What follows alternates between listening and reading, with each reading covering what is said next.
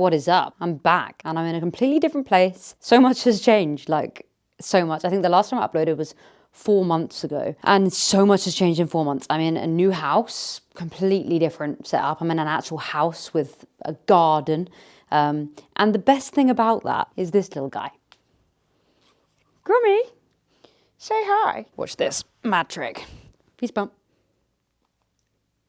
Legend. Yeah, I got a dog and training has been incredibly difficult, as you can imagine. That has been my life for like the past 2 months. But weirdly, I have got into a new routine in my new place, my new gym. Everything is like falling into place and I'm the strongest I've ever been, the happiest I've ever been. Like, I found routine. So what I wanted to talk about in this video is the major mistakes that I made up until now. I mean, I'm always making mistakes still. Ooh, almost fell over my dog. I'm always making mistakes still. But over these past couple months where I finally found my feet with my program, my food, everything, I feel like it's become more obvious what my mistakes are. So let's take a seat and start discussing. Sorry, apologies, I don't look my best. Showering when you have a dog, when you've got a puppy.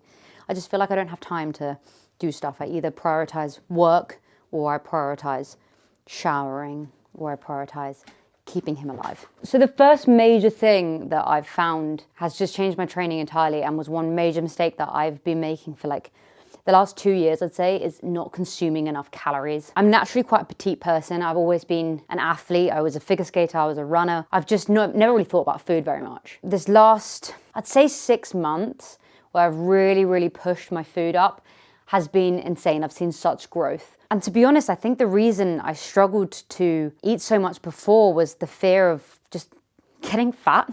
If you follow this channel, you know that I did a video on body dysmorphia, and luckily I've never had any sort of eating disorder or anything like that. But I'm sure if you're watching this, you go to the gym, you know that the more you go to the gym, the more you critique your body, you're looking at everything, every single muscle, whereas before you went to the gym, you probably didn't even think about those things. So for me, I think I was worried that all I would do is put on fat and no muscle. And what's happened is I've got slightly bigger, especially in my legs, but there's just so much more muscle there and so much more strength. So I go to the gym and I can actually, there's progressive overload. It feels so good, and that's totally down to just eating more food and not being scared to eat more food. The second thing that I was doing that I know was not helping my progress is I wasn't training enough.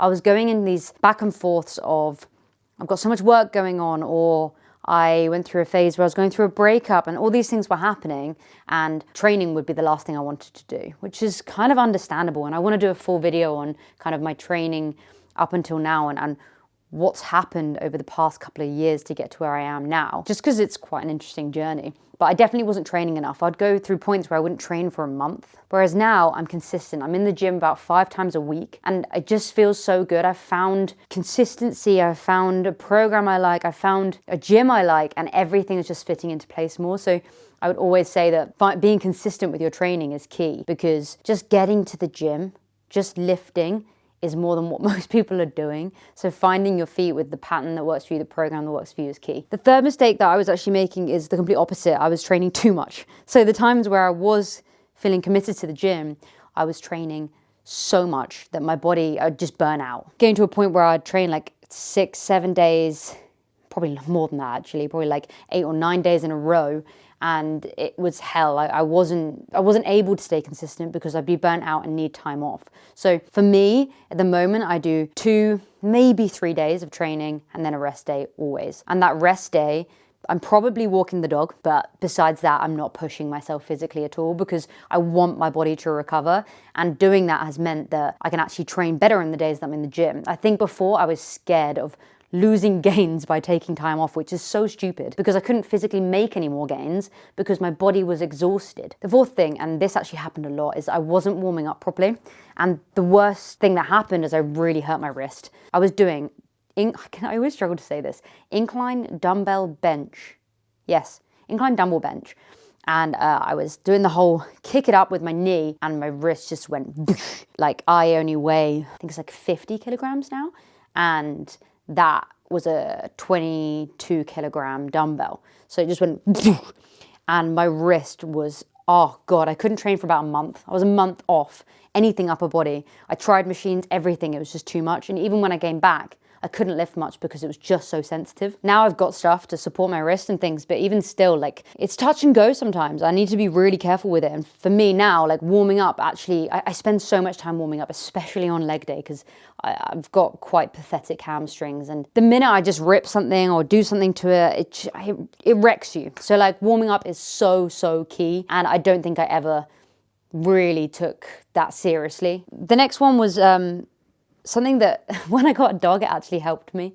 So I struggled to sleep well. I used to get up about 5:30 when I first started my business, and I was really into cardio, which I'll probably cover in another video one day. I used to not sleep very well. Even probably about 2 years ago, a year and a half ago, I still wasn't sleeping great. I'd work late and then get up early again. Since having a dog, because he falls asleep on the sofa at like 8:30, I put him in his crate at 9:30. I'm going to bed at like 9:30, 10:30 every night. Then I wake up about 7:30. I'm getting such a huge amount of sleep, and the impact it's had on my training is ridiculous, but also the impact it's had on me mentally. Like, I just feel so good in myself. I feel refreshed. I wake up and I feel like someone's scrubbed my brain. Sleep is so key, like so unbelievably key to not just your training, but your whole life. So one thing that I wish I'd done earlier is sleep more. The final point, and I reckon most people are doing this, is I was hopping between different programs constantly. And I feel like social media definitely helped me do this, because I'd see a TikTok with someone doing something and I'd be like, oh, I'd love to have their arms. Let's try their program.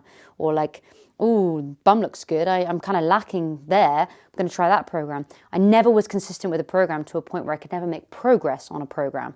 Now I've been sticking to the same program for a year, and the progress I've seen on lifts, the progress I've seen in general, in my aesthetic as well, has been huge. So if I just stuck to a program from day one, it wouldn't have been such slow progress. I'm so happy to be back with these videos, and oh my God, I've sat down for too long.